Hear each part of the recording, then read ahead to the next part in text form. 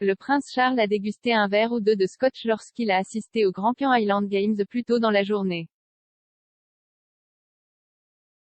L'héritier du trône était tout sourire alors qu'il saluait les foules et parlait aux officiels lors des Jeux.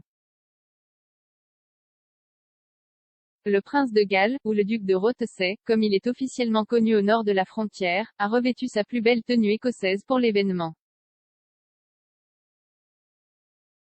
Cela comprenait le kilt familial dans un tartan vert et rouge, aux côtés d'un sporran en cuir marron. Il a ensuite été photographié en train de prendre une gorgée de whisky alors que de nombreux fêtards appréciaient leur premier match des Highlands depuis que la pandémie de Covid a éclaté en mars dernier. Selon The Press and Journal, 850 billets ont été mis à disposition pour les Highland Games à Braemar. La Grampian Games Association a déclaré qu'elle espérait que cet événement offrirait une lueur d'espoir que tous les Jeux pourront revenir au cours des prochaines années. Des dizaines de Highland Games ont été annulés au cours des 2 dernières années en raison du coronavirus, le célèbre Braemar Gathering étant reporté à septembre 2022.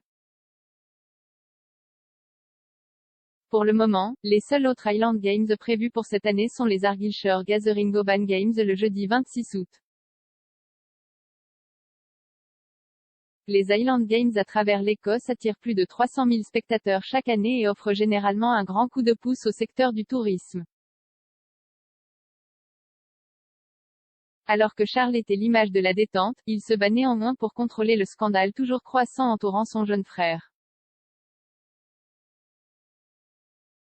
Charles et son épouse Camilla, duchesse de Cornouailles, ont effectué une tournée en Écosse avant les rumeurs de pourparlers de crise à Balmoral au sujet du procès civil auquel son jeune frère est confronté. Le duc de York a été vu arriver à Balmoral plus tôt cette semaine, peu de temps après que Virginia Giuffre a annoncé qu'elle avait intenté une action civile contre lui. Dans ce document, l'homme de 38 ans l'accusait officiellement de l'avoir agressée sexuellement alors qu'elle était victime de la traite par le pédophile milliardaire Jeffrey Epstein. Le royal de 61 ans a toujours nié avec véhémence toutes les accusations et insiste sur le fait qu'il n'a aucun souvenir de l'avoir jamais rencontrée. Charles, le patriarche de la famille depuis la mort de Philippe en avril, aura sans doute à cœur de limiter les dégâts que le scandale pourrait causer à la royauté.